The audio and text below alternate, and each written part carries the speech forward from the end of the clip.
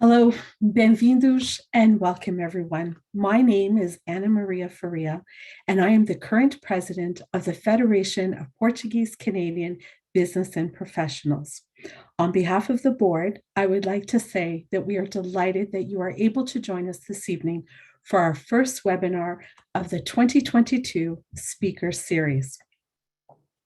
I would like to begin by acknowledging the land on which most of us are participating from.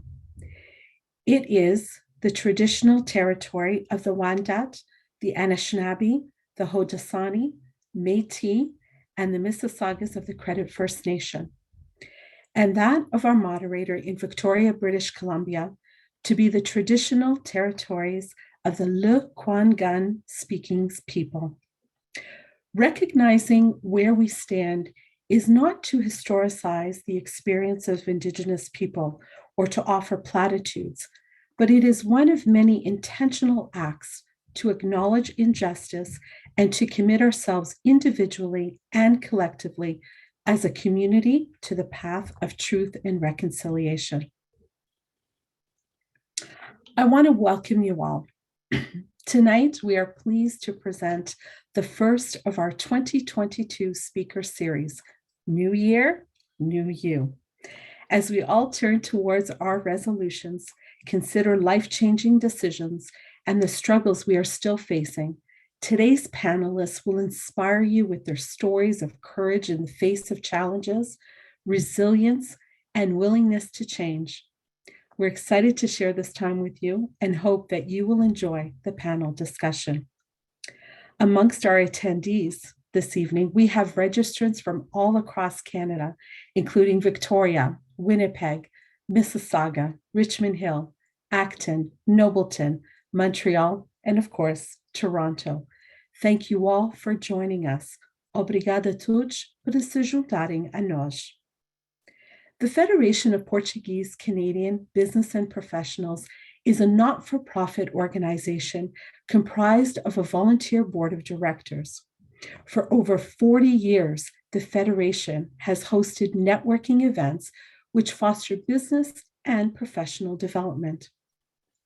We have maintained and continue to enhance the FPCBP Scholarship Award Program, which has successfully raised and distributed over $1.5 million in scholarship over the years to deserving students in pursuit of higher education. Last week, we posted the 2022 scholarship application link on our website. If you know of a student of Portuguese descent who is pursuing a post-secondary education in Canada, please encourage them to apply. The deadline is Friday, February the 11th. The Federation also continues to encourage excellence amongst Portuguese Canadians and distinguishes those who merit recognition via the FPCBP Excellence Awards. Members are encouraged to nominate Luso-Canadians deserving of recognition. The deadline for nominations this year is Monday, February the 14th. I encourage you to visit our website for more information. Both the Scholarship and Excellence Awards will be presented at our annual gala on Saturday, May the 28th at the Pearson Convention Centre in Brampton, Ontario. The Federation has hosted various forums and on topical and current affairs, such as tonight's event. True to our mission, we are all about connecting people to people, people to experiences, and people to information and opportunities. The FPCP is all about creating innovative space for meaningful discussions that will help and guide our decisions. For those not yet members, I encourage you to join us and support the work that we do in raising each other up in the community. At this time, I want to thank our corporate sponsors for their unwavering support and continued commitment. Cardinal Funeral Homes, Carpenters and Allied Workers Local 27, IC Savings, LiUNA Ontario Provincial District Council, LiUNA Local 183, Scotiabank, MDC Group Inc., and Pearson Convention Center. And tonight, I would like to express our sincere gratitude to Ryerson University and the Diversity Institute for hosting this webinar and providing technical support. And now it is with great pleasure that I would like to introduce you to Jason Arruda, our moderator for tonight's panel discussion. Jason Arruda is currently a policy advisor and stakeholder manager.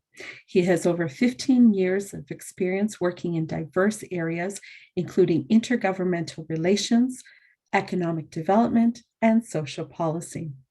As a Portuguese Canadian, Jason is passionate about promoting Portuguese culture and history and building connections throughout the North American diaspora. Jason earned a master's in public administration and a Bachelor of Arts in Political Science, both from the University of Victoria. Jason joined the Federation in June of 2021 and serves as a director on the board. He is also the chair of the 2022 Speaker Series. Please join me in welcoming Jason as our moderator. And thanks to modern technology, he is joining us virtually from Victoria, British Columbia. Thank you all very much. Agora, aproveita a apresentação.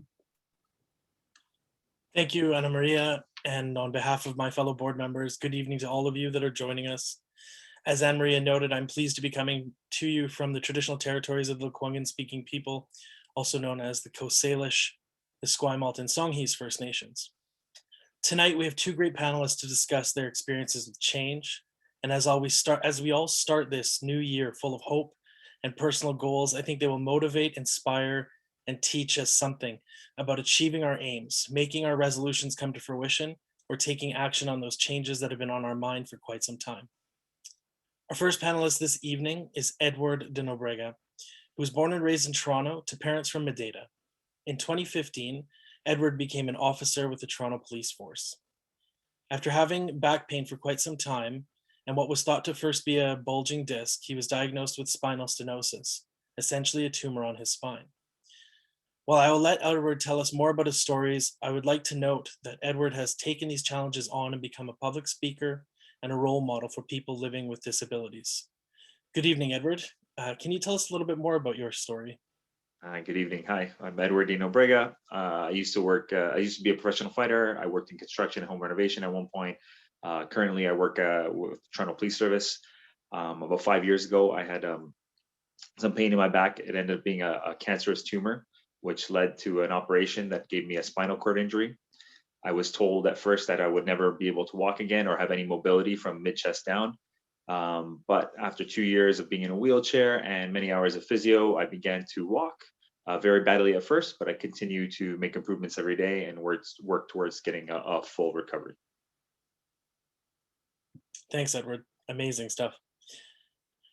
Our other panelist this evening with an equally interesting story is Laura Souza with a story of change. Laura was born in Toronto a year after her family arrived from San Miguel. She earned her MBA from the University of Ottawa and worked in management consulting with some of the biggest companies in our country. You may recognize her from her recent feature in Toronto Life magazine, discussing her journey from the C-suite to her passion as a florist. Laura, thanks so much for joining us. And do you want to tell us a little bit more about your story? Thanks, Jason. As Jason said, I worked in basically consulting and project management for the better part of 30 years. And really loved it, loved my career, loved my work, was very motivated, and worked really hard, long hours, and I had a lot of passion and drive until I stopped having that passion and drive. So, during COVID, so had a lot of time to reflect and to really understand and assess what motivates me, what's really important in my life. I realized that I wasn't getting the satisfaction from my job as a vice president at TD Bank. And I pursued an alternate career as a florist. So I was very fortunate. There's a local florist that I frequent regularly. And in talking with the owner about my desire, she helped encourage me to take some positive steps towards making the change. And so basically a year after the idea, the concept, I quit my job and ended up taking a course, and I now work at the shop in my neighborhood. So the woman that helped encourage me was kind enough to offer me a position in her shop. Great. Thank you so much for that. So as you can see, we were blessed with some incredible panelists this evening. And I see both these stories of modes of change that have come from different starting points. Laura's being one of choice and Edward's being one of necessity. So I have a question for both of you, and Edward, I'll go to you first. Why change? Why not accept the status quo and continue on? Well, I think that wasn't in me, and it was kind of forced upon me. Like you said, there was no choice really. It was either I accept it and stay the way I was, or I try to do the best with what I had left and what I got. I think at one point, I remember just thinking I was very lucky the cancer wasn't a very aggressive cancer and I didn't have to do chemo. And I was like, well, I kind of dodged a bullet. Like, now I have a chance to live again. Relatively young, as one of the doctors said, you're relatively young. You still have a chance to do everything.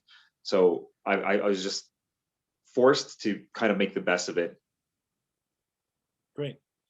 And Laura, why not just keep going with that pretty incredible career you had going for yourself? Yeah, my husband in the bank account kind of asks the same question. It was definitely very, very scary. I have to say, I worked really, really hard to get to the position that I was at the bank. Lots of years of school, lots of hard work and building up my reputation, building up just my status within the organization. And walking away from all of that was very emotionally difficult beyond the financial aspect. But emotionally, it was really hard. It was really stepping away from a highly prestigious position and moving into an area that frankly, just doesn't carry that same level of, wow factor from a, achievement perspective. So it was quite scary, but really, to answer your question about why, a lot of it had to do with just me reassessing what's important. It was more important for me to feel satisfied and fulfilled than to necessarily, uphold this position of, status and the importance of status. So really, it boiled down to peace of mind and doing something for me emotionally as opposed to necessarily optically. Very interesting. So we're talking about change this evening and how we might manifest change in our own lives. So I've spent some time looking at some of the best change and self-improvement books that are out there. And one that I've read relatively recently is called Atomic Habits by James Clear. The main thesis of this book, in my view, is that change comes from identifying the person you want to be. So you have to have a clear picture of who you want to be. And then every decision you make from there is a measure of how committed you are to that. Essentially, every decision you make is a vote in favor of becoming that person or maintaining that person or not. Edward, I want to ask you first, how does that resonate with you? What kind of person do you vote to be every day? Interesting question. I think, at first when I was first diagnosed, I felt very hopeless. It was like everything got taken away from me. I've always been a very active person. I used to work out twice a day. I was very fit. And then that was like, all of a sudden I couldn't move. And I just thought, I'd always said that I'm a glass half full kind of guy. I always want to be an optimist. And I said, now I'm going to have to prove it. So that's what I kind of took away. I said, I'm going to be an optimist. I'm always going to try to look as the glass is half full and try to look at the good sides of everything. When I was first in rehab, actually, the first day I went to the rehab center after being in the hospital for weeks, the Paralympics it was 2016, the Paralympics were just starting. And I just thought, it gave me so much hope. I said, well, look at these guys. Nobody's complaining. Everybody's there competing at the highest level of sport. So I just said, look, I could be, if I'm going to be in a wheelchair, if I'm going to be, I can still compete in sports. I can be, I can look at that way. So I'm just always going to be optimistic about everything. And Laura, how about you? I mean, it sounds like a lot of your change is motivated by trying to prioritize what's important. So maybe that's the person you want to be, is prioritizing those important parts of life, which maybe you can tell us a little bit more. And then what actions do you take on a day-to-day basis to make sure that you're voting in favor of that person? Yeah. So part of this was kind of embracing a little bit more of a simpler lifestyle. So we've had to make some trade-offs relative to some of the goals from aspirations, travel wise. And, because at the end of the day, it is a big change from a remuneration perspective. So in part of kind of embracing that more simple lifestyle, it is about taking pleasures in simpler things. So, flowers don't last a long time, and you have to really kind of enjoy them while you have them. And so that's kind of a little bit of a philosophy that, it's a bit of that stop and smell the coffee. And so really having a little bit more of an appreciation for the beauty of a flower. Other things that I'm doing actually kind of surrounding this is being a little more thoughtful about things like eating more vegetarian meals. So trying to kind of look at it holistically as to, this is a really good opportunity to kind of pause and, question some things. What do I want to be? And I do want to be the type of person who can, help support the environment, et cetera, and doing small things like, cutting out meat, for example, some meals, not all, is a step towards that. So it's really about, being thoughtful about what it is that is important to me, and taking, small steps to achieving that kind of lifestyle. Very interesting. Thank you. So, Edward, I've been thinking a lot about your story this week as we prepared for this evening, and something came to mind. It was, and again, another book that I've read. No, I'm not on the payroll of any of these books, for those who might be wondering. A book called The Obstacle is the Way by Ryan Holiday. The subtitle to which is The Timeless Art of Turning Trials into Triumph.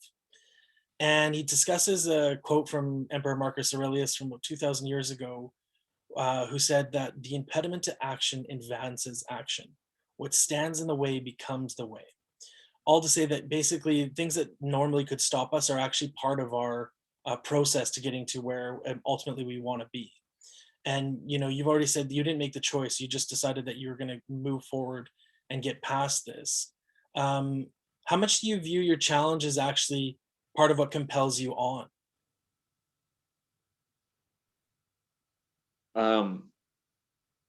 Well, the challenge for me is this every day. It's one of these things.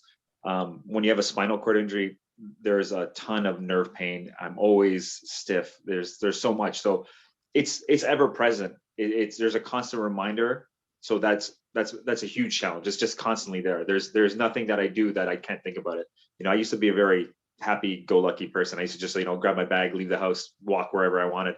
And now the amount of planning I have to do to make sure I get everywhere, have all my things with me, it's a lot. So I guess the perspective was I don't look at it as like something that's holding me back. It's something that's in my life that's unique to me, but it's not unique to just me. It's a lot of people. So I have this perspective that I remember somebody in the rehab hospital saying, "Why me?" There's this one person that kept going, "Why me? Why me?" And I thought to myself, why not me? I'm not special in a way that I'm part of this group. I just have to change my perspective, the way I think about it, and use it to get better. And it's given me other things. I've been told, a lot of people tell me they ask me to give these talks and talk to people about it, and just to help inspire people. So I look at that as a blessing. I love talking to people. I love being part of this panel. So that something I probably wouldn't be doing if that wasn't there, if I didn't have this happen. Really interesting. So a lot of people are going to face challenges and changes that this year that are really out of their hands. Maybe not as drastic or as intimate as you're facing, but perhaps just as mentally taxing. I think of the fact that the pandemic has had a major impact on businesses, schools, education paths, people that are planning certain life events that have had to been put off. And maybe this year there's a little bit of light in the tunnel, depending on how things go.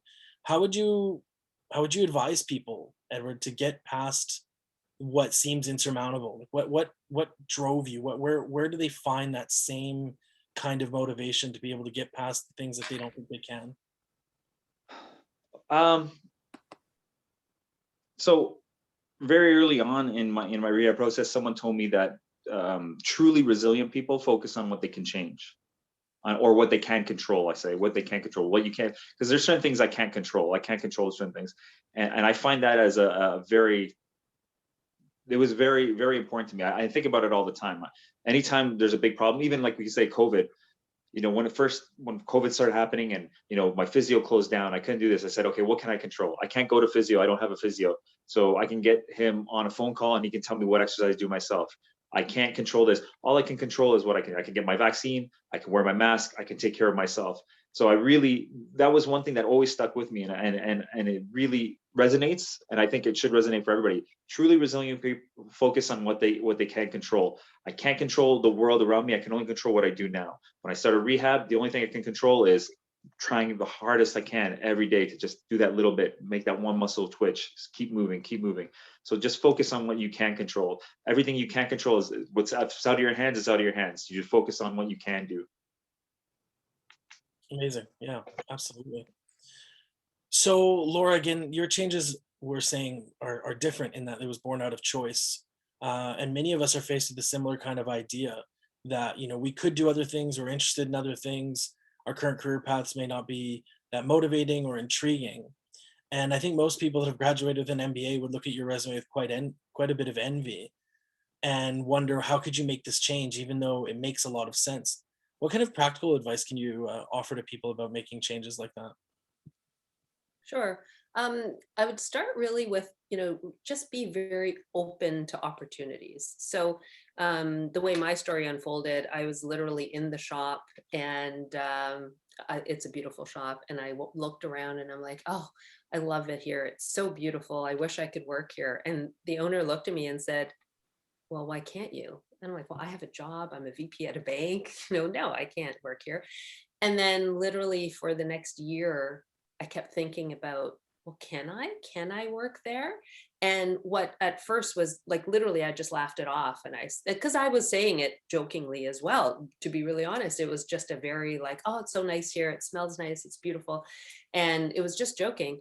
And, if she hadn't made the comment about, well, what's stopping you? If she hadn't kind of planted that in my thinking, I'm not sure that I would have even gone there. So being open to, receive options of alternate things to do, or to really look at, what is it that you get satisfaction from, what's important to you, and be open to these different opportunities is I think the starting point, and to be really, really receptive to ideas. The other thing is, and I've said this, over and over again, it took me a year to really, to take the decision. I thought about it a lot. I did a lot of research. I explored, what are the different programs. I know nothing about flower arranging, even though, I buy flowers regularly, and I, at whatever Metro, and would do my own little vase, but I wasn't a professional by any means. And it does take practice and learning. And so, I explored, and it was during COVID. So the opportunities were definitely limited, but luckily I found a great hands-on program. It was 3 weeks of every day going in and learning different techniques, and learning the flowers, etc. So really exploring, how can I get there? So be open to different possibilities, opportunities, and then really plan the path and visualize yourself in that environment. Can I see myself in this environment? Am I going to actually, fulfill whatever that need is that I'm looking for? Do I think I'll get it in this different situation? And can you see yourself in it? So I think it's important to, before making a big decision, to actually take time to consider it, but take very proactive steps. So it's not just taking time to just, sit on it and, should I, shouldn't I, but it's taking very proactive steps, exploring the opportunities. I talked to friends. So I went through my network and identified a couple of people who were in the business, and I had virtual chats with them, a couple of outdoor walks, and just talked about, so what was it like? What did you enjoy about it? What were the challenges? To try to get a better feel for it. And I spent some time in the shop too, to also get kind of that exposure before taking that big step. So it's really important to, have a plan of attack on, if this isn't a direction, what am I going to use to try to decide and assess whether this is the right direction for me? Very interesting. So I think, a lot of people tackle this, they've got a great corporate career or they're on a certain ladder that they feel that they need to keep going on. They've studied for these things and it makes no sense, even though, they may not be fully satisfied. And I think maybe the first question that might come to some people's mind is, well, why change? Things are good. As you said, the bank account's good. The flow is good. I've worked really hard to be here. This fits with my education. And as much as I'd like to try something else, it's not my path. Why would I change? What would you say to folks like that? Yeah. I think a lot of it is being attuned to yourself. So for me, what I sensed was, I actually had, trouble sleeping. I was finding that, I was restless. Secondly, things that used to excite me. So I used to be really excited about, being in a meeting with the CEO of the bank, Barrett Masrani, who's a lovely man, and, all the group heads, and talking about our, $20 million projects. And this meeting happened once a month. There was a lot of work that went into preparing for it. And it's basically kind of presenting these business cases. And it was a lot of work. It ended up, kind of needing to understand a lot about these different projects, but I lived for those meetings. And then again, I started not really enjoying them. I found it so much work to put in the hours to try to, really be prepared for these discussions. And so I looked at myself and thought, okay, why am I not getting that same like jazz feeling about doing this? And I even found things took a little longer. So where, potentially before I would get a business case, it was 20 pages. I would, analyze it all, understand, what are the nuances, what are some of the challenges, prepare a bunch of questions about it. If that, had previously taken me, say, 4 hours, I was finding it was taking like 6 or 8 hours. And that was also a sign, like it was harder for me to perform my function. And all of these things really like kind of came down to the fact that I wasn't happy and I wasn't getting as much enjoyment out of doing the work. So it really starts with being in tune to yourself and looking for those cues of, you know, how am I going to assess where I'm at? Now, again, it was really difficult during COVID because so many other things were changing. I wasn't with my team. I didn't have the support of the team. There was so many factors at play. And it did take me a little while to really, really hone in on, the fact that this was, there was a bit of a problem here that I needed to address. But it really, really was all about looking at yourself and understanding, is it the right time? Do I need to make a change for your own mental health and for your own well-being? And that really was my own self-reflection that told me it was time. Interesting. Edward, similar question, but probably a different take. When people are struggling with, they're at a comfort level and they can see other options and they can envision them being happier in that, but they've got it pretty good, despite the level of unsatisfaction or dissatisfaction, excuse me. Why change? Why would you encourage people to seek the change they're looking for?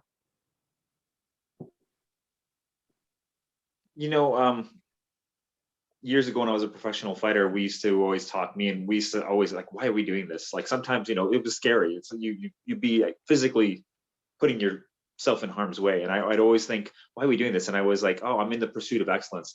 So if you feel like you're not achieving that excellence, there's always something to work for. And even then, when you're doing like anything I do, you can always have, I'm not immune. I'm a very resilient and positive person, but I'm not immune to negative energy or negative thoughts. Sometimes I go, it brings me down. And I always think, okay, how much better can I be if I make this positive? And then making those positive changes in your life will just reflect and ripple through everything. So you really want to embrace change. If you're not happy, if you're happy where you are, there's no need to change. But if you're not happy, you have to embrace it and be like, okay, this is going to be a positive thing, and not think it's going to be too hard or there's all these other things in the way. I just want this positive change to move forward. Yeah, I think the status quo can sometimes breed inertia, and that pursuit of excellence is a really fascinating idea. What about, I mean, your experience may have been different on this, Edward, but what about those voices around you that might question how you're approaching things? The ones that might tell you, in your case, maybe slow down, or you need to remodel what you're thinking, what you're achieving for, but you had a vision and a drive that you wanted, this strive for excellence. How do you manage that? How did you deal with that? I'll tell you even one more. There's something that everybody hears about, a placebo effect, but there's a nocebo effect as well. Whereas in people in power, or people that you trust or you think will tell you something, and if you believe it, that's just the way it is. And the doctors told me I would never walk again. And if I believed it, I was, I would probably not walk. But I told myself right away. I said, no, they don't know me. I'm gonna walk. I'm gonna get up. I actually, I'm still driving towards my goal. But the first thing I said the first day, I said, well, I'll be running again. There's no way I'm not gonna be running again. Like, I used to be an avid runner. And then I said, I'm just gonna keep working towards it. I'm still working towards it. And I thought I would do it. I thought I would be there already. So it's a shifting goalpost kind of thing, but I'm still working towards it. But if I believe them, if I thought, oh yeah, there's a difference between being super positive and knowing you can do something, and then being, ridiculous. Like, there's no way I'm gonna be running tomorrow. So I gave myself time, and I said time. And then when I reached that post where I said, okay, it's gonna be within a year. Okay, a year is not realistic. I'm still in a wheelchair. Okay, let's do 2 years. You know what? I'm gonna give myself more time. I'm gonna go 3 years. I'm still working towards it, and I'll just keep working towards it. As long as I'm trying to achieve that goal, as long as I'm working forward, I'm always going up the mountain, so to speak. I'm always trying to reach that peak. And that's just one thing. You just got to, no, I know what I'm doing is right. I know what I'm doing is right. And I got to keep moving forward and keep pushing that way. It sounds like both of you are putting a lot of emphasis on listening to your internal voice, both being open, seeing the signs, listening to your internal drivers. It's really fascinating. And I've got a question for you, Laura. I just want to remind our attendees today that the Q&A is open. If you want to ask any questions, we'll be moving on to the Q&A relatively quickly here. And we would love to see some questions from you about things that are intriguing you with the conversation, or questions that you might have for panelists that you're looking for a bit of advice or support on. So Laura, again, similar thing with the voices around you, again, a little bit different, but I would imagine there was a lot of colleagues and professional connections that you had, and maybe even family to some extent, that kind of said, whoa, wait a minute, you're planning on doing what after all that work? Or how could you possibly leave this? Because I think we also all go into workplaces where we're surrounded by people who may also want to change what they're doing, and they're on the same course and they're on the same ladder that we're all on. So there's a bit of groupthink, and when someone deviates from that, it's a challenge to everyone's norms. Did you have an experience with that, and how did you manage that? Because that must have been a major barrier. Yeah, it was really, really interesting. Because it started with my family. So I definitely started with them to say, I'm thinking about this, and they were nothing but supportive. They were phenomenal. Again, my husband and I did sit down and look at it closely from a financial, but that aside for a second, and just talking about, the change, they were 100% very, very supportive and positive. And they had seen, my husband saw the light on at 3 a.m. as I'm reading in bed because I couldn't friggin' sleep, or, whatever, my daughter would come home from being out all night and it's 4 a.m. and I'm sitting at my computer working, literally. So they saw a lot of those signs. So they saw that I was not happy, and that, things were getting, not healthy really, to an extent. So I started with them, and again, got a lot of positive reinforcement, which was so encouraging for me, because that was really my nucleus and what really mattered the most. And they were closest to me, so they saw it. And then, I reached out to a few friends and kind of threw this idea out. And it was really interesting because some of my friends were nothing but positive and like, oh, that sounds great. And yeah, you'll be great. And others were like, Laura, you're going to be so bored. I'm like partially ADD, like I'm constantly doing things. Even right now, like I've got my phone here, I've been responding to, like, I am always doing multiple things at the same time. And frankly, they caused me to pause. They were like, where are you going to get the challenge? how are you going to, be able to, demonstrate like what you've accomplished? And it caused me to think a little bit more about it and say, gee, am I really prepared to do this? And so it was really healthy though, because I think by hearing some of that doubt, it really made me again think harder about it and spend more time, again in that visualization. Can I see myself here? How will I feel when, I'm not part of some of these, more challenging situations of, again, presenting a $20 million business case. And it's impossible to really figure it out until you do it. So it's just a matter of kind of thinking it through. And so I think by virtue of the fact that I did get some of those challenges and doubters, which I don't hold anything against anyone for doing that, it was really healthy because it really forced me to do more of the thinking, is this right for me? Is this the right time? Can I see myself in this? What are the downsides going to be? And how do I make sure that I'm going to be okay with it? And after my article in Toronto Life, I got a lot of people reaching out to me on LinkedIn and I had a couple of conversations and it was great because I actually reconnected with a lot of kind of past contacts too. And, I chatted with this one woman who actually was kind of going through a little bit of a challenge herself and trying to decide whether to change jobs. And, she asked me this great question. She goes, so are you happy now? And I said, yeah, I am. I'm really happy. And she goes, are you happy because you're really happy, or are you happy because you better be happy because you just quit your job? and I was like, oh, that's a really good question. But actually, yeah, no, I'm really happy because I could go back. I could go back into probably any bank would, I would have some position, maybe not necessarily the same one. So I could go back. And the fact that, I had that little exit route, like I could potentially go back if I wanted to or needed to. And that's reassuring, but it also really, really helped me kind of, again, take the decision and really ask myself, am I happy? Which again, I definitely am. And one other comment that I just want to make, which is around controlling the narrative. So it was really interesting. I have a lot of gray hair, but I'm only 57. And a lot of people were like, so you're retiring? And I'm like, no, I'm not retiring. I'm going into a job. I'm working like physically harder than I've ever worked in my life. I'm on my feet. Well, except for when I used to work at Le Chateau when I was 16 years old. Like I used to be on my feet all day long. And now I am on my feet all day long. I'm, carrying heavy buckets of flowers and water and I'm creating these arrangements, dealing with customers. This is a real job. And, there are people who this is their job, their whole careers. So no, I'm not retiring. And it was really important for me. And part of it is also because, hey, I'm not 65, I'm not retirement age, and I'm not.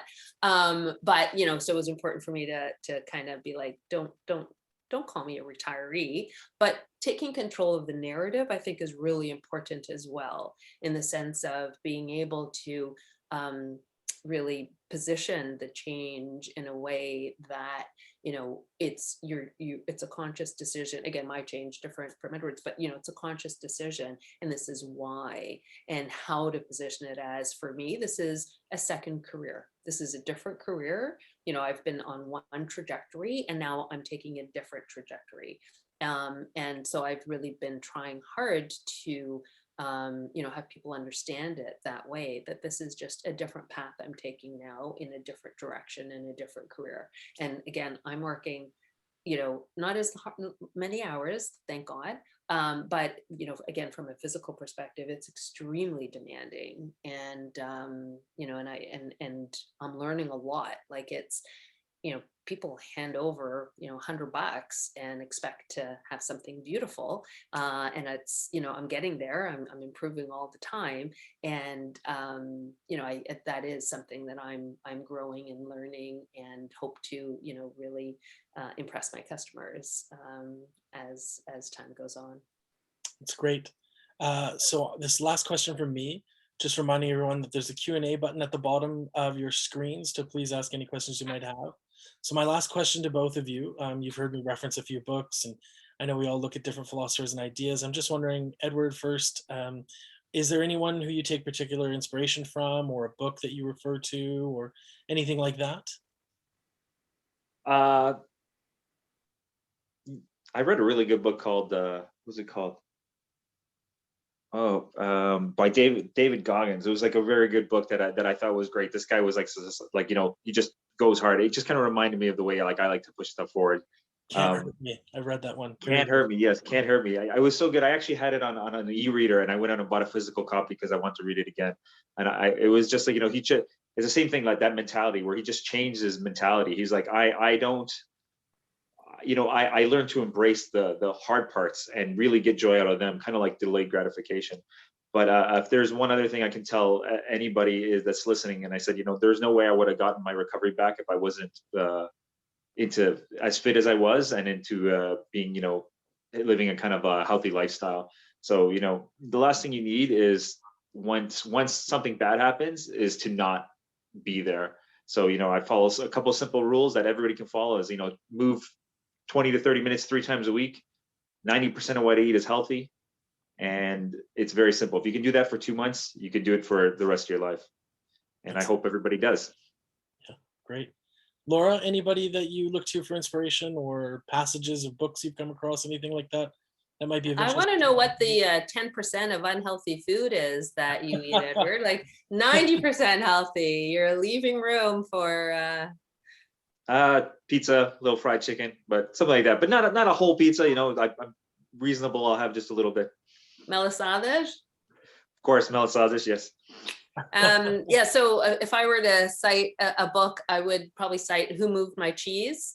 And it's really all about, you know, a lot of what I'm experiencing on, you know, what is the motivation, and it changes. So, you know, the cheese for me used to be things like, you know, meeting in front of the CEO, and that's what motivated me. And now the cheese is different. The cheese is, you know, more of a simple kind of personal pleasure, more of a, you know, kind of calmer environment. So Who Moved My Cheese by, I can't remember. Can't be too many books with that title. Yeah, it's a really, if folks haven't read it and are interested, it's written in a bit of a fable kind of way, and it's a really simple read. I actually gave it to my whole team a few years back for Christmas, and so it's a really cute read. Great. So we're going to move to Q&A, and I'm going to ask Ana Maria to come back online. And do we have any questions? Yes, we have a lot of questions coming in, and I would say that you must all be mind readers, because some of the questions are coming in, you were responding to them almost as if you knew they were coming in at the same time. So obviously the conversation is really well received by our audience, and they're really enjoying learning more about you. A few questions. One that quickly comes to mind is, what do you enjoy most about the new you? That comes to us from one of our guests. What do you enjoy most about their new you? And that could be either to Lara or Eddie. I can start. So at a really high level, I know this is like totally silly, but now that I'm a florist, I give flowers all the time. So just on the weekend, I went and I bought a whole bunch of flowers, and I spent all day Saturday making arrangements. And it was, you know, unfortunate, some of the reasons. A couple of my friends actually lost pets over the last couple of weeks, and then, you know, I had a wedding recently, and I gave a beautiful vase full of flowers. So I love this identity because it helps me, you know, it's kind of now my thing, and I love to be able to share flowers with everyone. Fabulous. Eddie? For me, I like these opportunities to talk to people, and anyone. I've had people come up to me and tell me that I inspire them because I've gone through something difficult and I really pushed through. And I love being able to inspire anybody to do anything, any positive change in your life that I can inspire. It makes me very happy. Wonderful. We do have another question. What would you say, or would you say that you have fully embraced your new you? Have you fully embraced your new you? Laura? Um, I- soon, I think. A few things. One, I want to get better at my job. My boss, Lisa, is constantly stop watching me and being like, don't move that flower, you gotta. And I know it kind of sounds silly and trivial, but time is money for her. And so she, is really kind of wanting me to be faster, and I get that. So I feel like I definitely have more to grow. And yeah, I mean, I'm still kind of transitioning a little bit. I want to kind of eat more vegetarian meals, and so I think there's still a journey and a path for me to go to. I'm happy with it, but I think there's more to accomplish. Mhm. For myself, I think it's very hard to embrace having a spinal cord injury. There is so many difficulties, and with it, I'm happy that I've gotten the positives out of it. So I've embraced what the person I've become. But I can't lie, it's very difficult. It's a very difficult journey for anybody with accessible. Like, we live in one of the most accessible cities in the world, and it's still super difficult. Especially we just had this huge snowstorm. I get stuck all the time, so it's tough. But I'm very happy for the positive that I've made out of a very difficult situation. That's the only thing that I can embrace. Wonderful. We do have one audience member who has a very specific question for you, Edward. How much are you missing the work, the police department, the work that you did in the police department? Are you missing that? And do you think there's opportunities there? Would they be able to offer opportunities for you in the future? Oh, yeah. So they were I was very lucky. One of the things that I got into policing, and even for policing, that was part of a struggle. I wanted to be a police officer so bad. It took me 7 years. It took 7 years of applying. There was a work freeze. I didn't make it the first interview, and I just had to get better at all my skills to get there. So that was a whole journey in itself. I really wanted to do it. I just thought it would be amazing for me. And for me, I was like a duck to water. I loved it. I loved everything about it.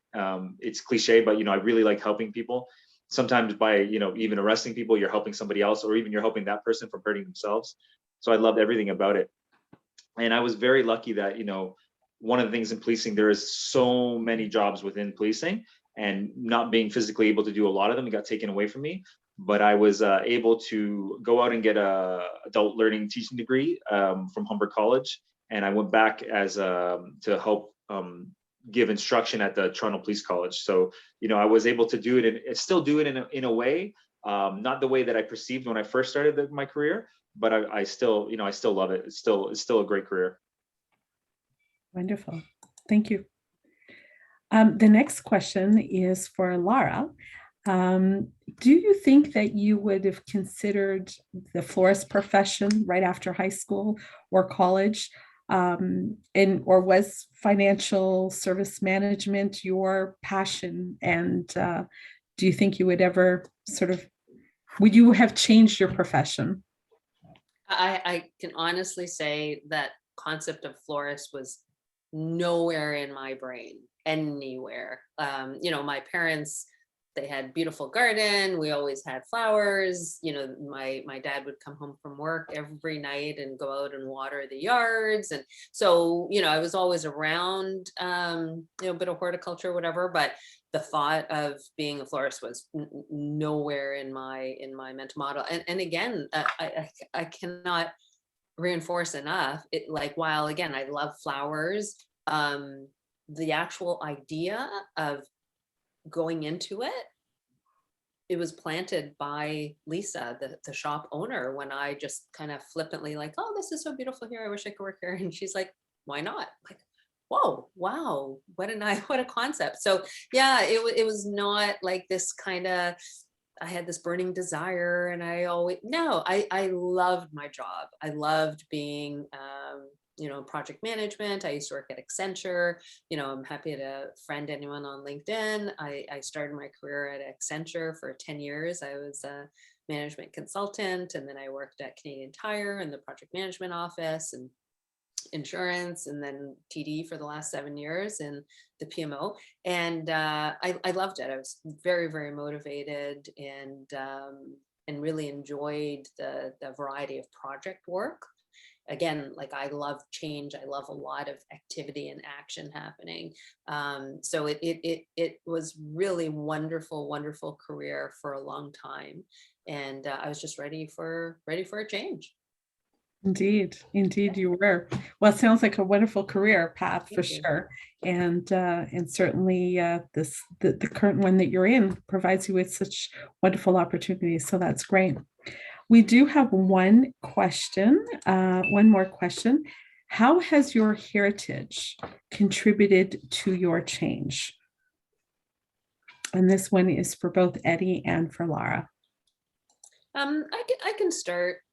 So I'll throw this out there, and I can't say it's necessarily the most positive light, but my parents never pushed me to accomplish stuff, like, to be really candid and honest. And their philosophy was, as long as you're a good person, as long as you have income that you can put clothes on your back, food on the table, shelter, you don't have to be a doctor, you don't have to be anything. And frankly, the fact that I pursued higher education, it was a lot on me. Like, I went out. I'm the youngest of 6 kids, and when my family came from Portugal, my eldest sister went to work in a clothing factory. My second eldest sister went to work as a live-in housekeeper to a family. Like, you guys, I'm sure folks know this model.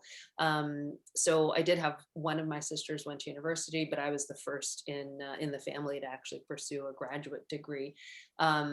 So, and again, it wasn't my parents, pushing. But I do think that a little bit of that did kind of stay with me, in the sense of really what was important is, again, you're a good person, again, have the means to clothe yourself, feed yourself, a shelter. And that's what's really important, in their mind, and they've long since passed, but in their mind, it wasn't about, having a prestigious job or, big house. It was really about, kind of having enough to get by and be happy. So I think there was an element of that. Now, having said that, of course, I'm encouraging my kids to do postgraduate work and to accomplish and achieve as much as they're possible and what they want. But I think there was that little part that was always there, that, it really, the roots of it is, as long as you have enough for you, and it's internal is what's most important. Don't worry necessarily about what, it looks like on the outside. Just make sure that you have what you need for you. That's wonderful. Sorry. No, go ahead, Eddie. I think for myself, I was always given like a good work ethic. I saw the way my parents worked very hard at their jobs, and my I think when my dad retired, he had like 200 or 300 sick days, because we'd never take a sick day. You'd have to be almost out of it or hospitalized to be sick. So that was really instilled to me, always to work hard. I remember, I don't know this great story either, but I remember when I was younger, teenage years, and I probably started drinking a little younger than legal age. And my dad said, he's like, you can drink in this house for free as long as you go to work the next day. He's like, if you ever miss a day of work, there's the last time you get a free drink in this house. And so that, from the beginning, that was instilled in me, that you have to work hard. You always have to go to your commitments and really put full effort forward. That's wonderful. Thank you both very much. That is all the questions we have.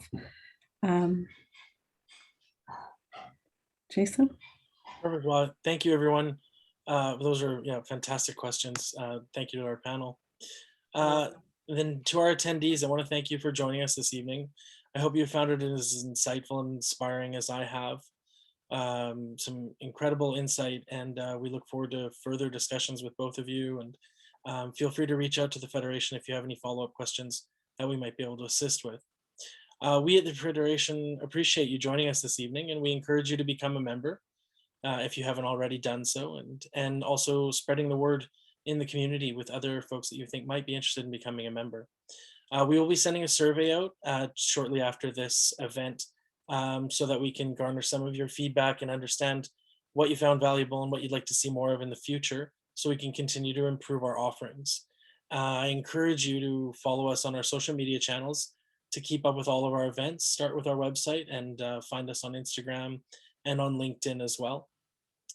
Now in our 40th year, the Federation has a long-standing history of promoting and championing critical discussion and advocating for the Portuguese Canadian business and professional community.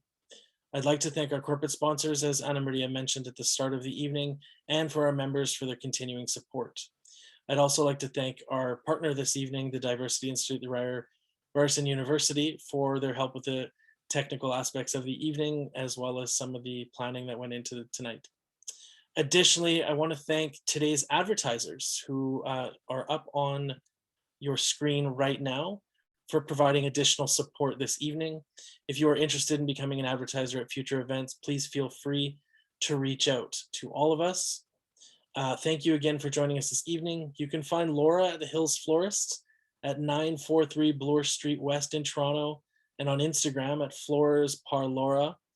And you can find Edward on Instagram at _ninja_rebuilding. Both of those are Instagram handles. And to wrap up, I just want to hand back to Ana Maria. Thank you, everyone. Once again, we are delighted that you are able to join us. Muito obrigado. And we want to wish you all a wonderful evening. Thank you to our panelists, Jason Arruda, Laura Souza, and Edward de Nobrega. Your presence here tonight was fabulous, and your stories were very inspiring and encouraging, and we really appreciate it. Good night, everybody. Have yourself a wonderful evening.